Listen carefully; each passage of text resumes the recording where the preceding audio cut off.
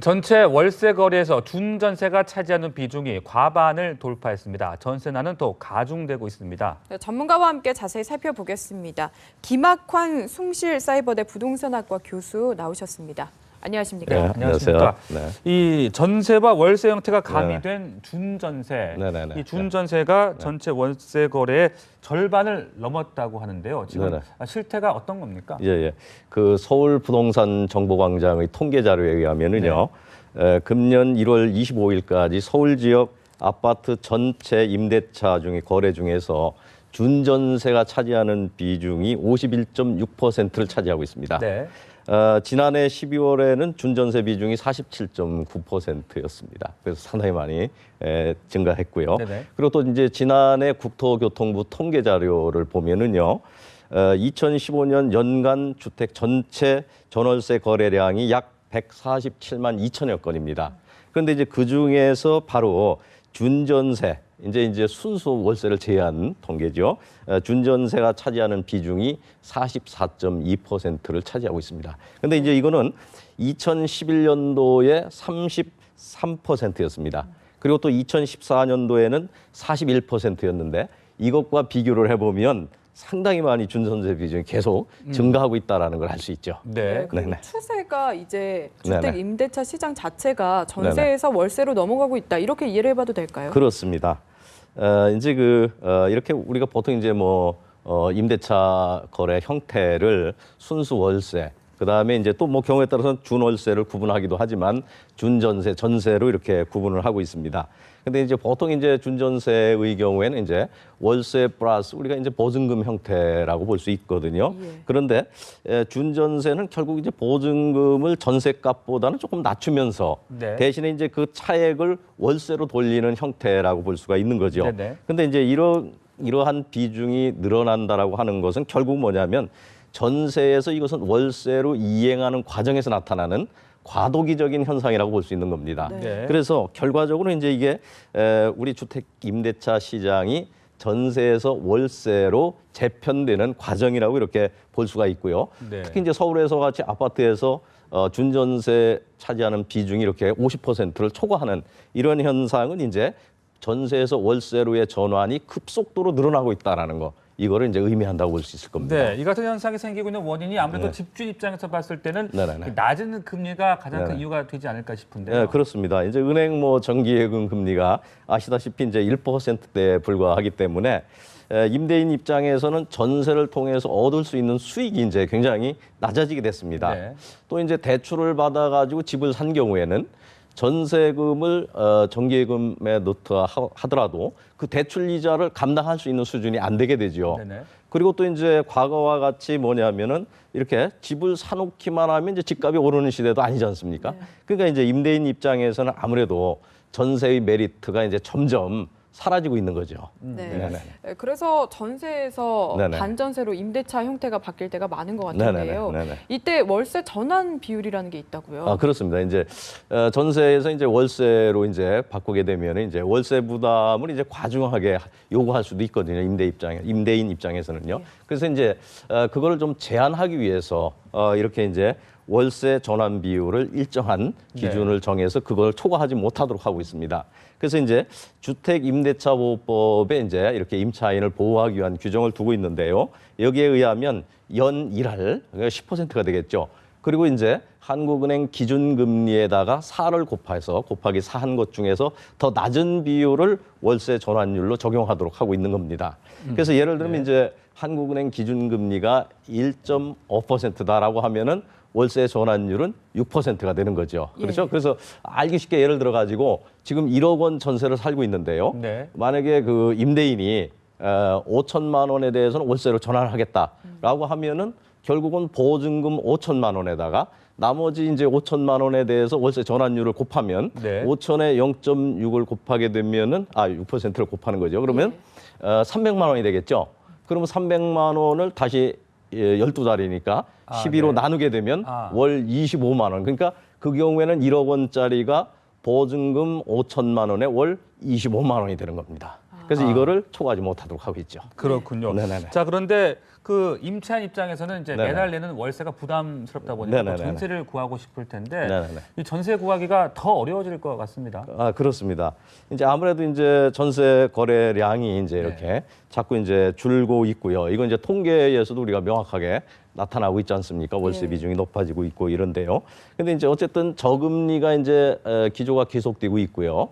그리고 또 이제 월세 전환이 이렇게 가속화됨에 따라서 결과적으로 이제 전세 물량이 감소되는 거죠. 그렇죠? 그리고 이제 또 서울 각지에서 이렇게 이제 특히 보게 되면은 재건축, 재개발이 속도를 내게 되면은 아무래도 이제 주택이 멸실될 거 아닙니까? 그러면 이제 전세 수요자가 또 더 늘어나게 되는 거죠. 그래서 이렇게 되게 본다면은 결국은 전세 부족 현상이 더욱 이렇게 심화되는 거죠. 그러면은 정말 이제 전세 구하기가 별 따기보다 어렵다고 볼 수도 있는 거죠. 예. 네.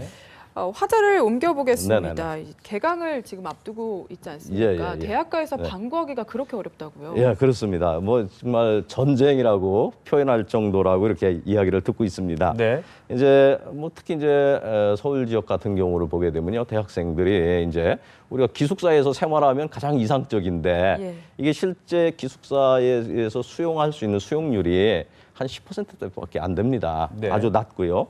그리고 또 이제 종전에 이제 대개 이제 하숙집에 들어가서 생활을 많이 했는데요. 근데 이제 이게 이렇게 집값이 오르고 또 물가가 오르고 이러다 보니까 하숙집에서도 이제 수지 타산이 안 맞아요. 네. 그러다 보니까 이제 그렇다고 해서 하숙비를 뭐 많이 받을 수도 없는 거고. 네. 그래서 이제 하숙집도 사라져가고 있고. 그러면 이제 결과적으로 대학생들이 갈 수 있는 데가 이제 기숙사나 하숙집 이외의 이제 방을 구하는 거죠. 네. 네. 근데 이제 대학생들 수준의 이제 소득 수준이나 뭐 이제 뭐 이런 거 여러 가지 비춰볼 때에 그래도 제일 적합한 게 이제 원룸이거든요. 근데 이제 원룸이 그렇게 이제 대학가 주변에는 상당히 그 공급은 됐지만 아직까지 네. 수요가 훨씬 더 많고요. 이 또 이제 전세로 원룸을 구하는 건 정말 힘들어집니다. 네. 이러다 보니까 이제 아무래도 전세로 원룸을 구하려고 하는 거는 정말 힘들기 때문에 발품을 팔고 뭐 고민을 많이 하는 것 같습니다. 네. 뭐 월세도 상당히 비싸지 않을까 걱정스럽고 뭐 고시원, 네. 고시텔 같은 경우는 또 어떻습니까? 뭐 거의 이제 요즘은 이제 고시원 같은데도 네. 종전에는 이제 보증금이 없었어요. 근데 이제 네. 고시원 같은데도 이제 보증금을 상당 부분 이렇게 이제 받고 있는 형태가 됐고요. 그리고 또 이제 이런 뭐 원룸 전세 이런 수요가 넘쳐나다 보니까 아무래도 이제 상당히 원룸 전세가가 올라가게 됐죠. 그래서 네. 서울 뭐 신촌 같은 경우에는 그 3.3제곱미터당 뭐 3천만 원까지 뛰어가지고 뭐 원룸 웬만한 거 거의 전세가 1억 정도 한다고 얘기를 이렇게 들었습니다. 그래서 뭔가 좀 이런 상황이다 보니까 아무래도 뭐 전세를 포기하고 또 월세를 얻어야 되는데 또 월세를 얻는 수요가 많아지다 보니까 월세도 또 같이 좀 올리는 이런 현상이 나타나고 있습니다. 네, 지금 방송 네네. 보면서 같이 한숨 쉬는 대학생들이 많을 그런 것 것 같은데 같습니다. 네네네. 좋은 팁이 있다면 좀 알려주시죠. 예, 아무래도 이제 뭐 좀 그래도 비수기 때 방학 이전에 좀 시간을 두고 이렇게 좀 미리 알아보고 예약이 가능하면 해두는 이런 방법이 있고요. 네. 또 이제 대학가 주변에 있는 이제 또 원룸 같은 거를 전문적으로 중개하는 개업 공인중개사가 있습니다. 네. 그래서 이제 이분들에게 좀 미리 의뢰를 하고 수시로 이제 연락을 하는 이런 방법도 있을 것이고 또 이제 뭐 지자체 같은 데서 하는 이제 독거노인과 매치시켜주는 프로그램 같은 거 이런 거를 이제 좀 잘 알아가지고 거기에 참여를 한다라든지 또 이제 요즘은 이제 부동산 거래 정보망이라든가 이제 모바일을 통한 이제 부동산 매물 검색하는 앱들이 많으니까 예. 이런 것들을 보고 이제 수시로 이제 좀 검색을 해서 체크하는 거 뭐 이런 것들이 그래도 이제 좀 구할 수 있는 하나의 방법이 아닌가 싶습니다. 네, 말씀하신 네. 대로 이제 특히 젊은이들의 경우는 이 네. 앱을 통해서 네네. 부동산 거래를 이제 하는 분들이 늘고 있다고 네, 하는데 그렇습니다. 또 그만큼 네. 사기나 뭐 부작용도 발생을 하고 있다고요. 예, 그렇습니다. 이제 뭐 이렇게 대학생들이 이제 아무래도 부동산 앱을 이제 잘 활용을 하고 익숙합니다. 네. 그런데 이제 이 앱에 올리는 이런 그 물건들이 우선 유인하기 위한 미끼 내지는 허위 매물들이 우선 많다라고 하는 점입니다. 그래서 이제 그걸 그대로 믿고 갔다가 이제 허탕을 치는 소위 말해서 이런 사례가 이제 적지 않고요. 네. 또 이제 어떤 경우에는 이제 경매 직전에 있는 이런 주택에 또 새로 들어갔다가 잘못하면 이제 보증금을 반환받기가 어렵게 되는 네네. 이런 상황이 발생할 수도 있고요. 또 이제 뭐냐면 월세 물건을 이제 관리인들이 어떤 경우에는 이제 전세로 속여가지고 전세금을 받아가지고 또 횡령을 하는 이런 이제 피해를 입는 사례도 발생하고 있고요. 그리고 또 이제 집주인이 아닌 자가 이제 집주인양 사칭을 해가지고요. 네. 계약금 등을 받아가지고 이제 잠적을 하는 이런 사례로 인해서 피해를 보는 이런 일들도 종종 발생하고 있습니다. 네, 그러니까 네네. 방을 보고 계약을 하기 전에 정말 꼼꼼히 그렇습니다. 살펴야 될 것 네, 같은데 그렇습니다. 구체적으로 어떤 점들을 주의해야 되나요? 우선 이제 그 부동산 앱을 통해서 물건을 검색을 하더라도요. 부동산은 반드시 현장에 가서 둘러보지 않으면 안 되는 것입니다. 속성상. 그래서 꼭 현장에 가서 둘러보고 하자가 있는지 없는지를 좀 꼼꼼히 살펴봐야 돼요. 살펴봐야 되고 그리고 이제 직접 뭐냐면 등기사항 증명서를 떼어 가지고요. 여기서 이제 그 권리관계 여부에 대해서 잘 확인을 해야 됩니다. 어떤 경우에 이제 뭐 담보 물건 또 이제 가압류, 압류된 이런 물건도 많기 때문에 이게 이제 나중에 결국은 보증금을 돌려받지 못하는 이런 피해를 볼 수가 있기 때문에 네. 꼼꼼히 살펴봐야 되고요. 그리고 또 이제 원룸이나 다가구 주택 같은 경우에는요.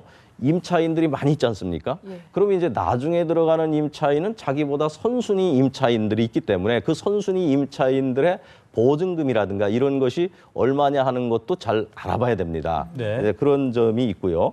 그다음에 이제 또 전세가율이 자꾸 이제 높아지다 보니까 소위 말해서 이제 깡통 전세. 예, 네. 그런 것도 있게 되죠. 그래서 전세가율이 높은 집에 들어가는 경우에는 보증금을 좀 협상을 해서 상당히 낮추도록 조정을 해야 될 거고요. 네. 그리고 또 이제 그게 또 여의치 않다라고 한다면은 보증금을 반환받기 위한 보증에 좀 가입을 한다든가 네. 조금 비용이 들더라도 이렇게 해야 되고요.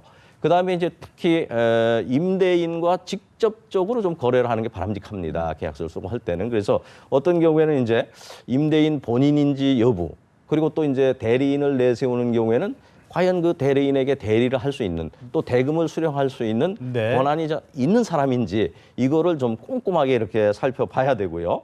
그리고 또 무엇보다도 좀 안전한 거래를 하려고 한다면은 그래도 중개보수를 좀 지불을 한다라고 하더라도 네네. 네. 개업 공인중개사를 통해서 거래를 하는 것이 가장 그래도 안전한 방법이지 않을까 이렇게 네. 생각이 됩니다. 네. 알겠습니다. 네네. 준전세 증가 현상과 또 부동산 거래 시 유의해야 될 점까지 짚어봤습니다. 말씀 감사합니다. 네, 감사합니다.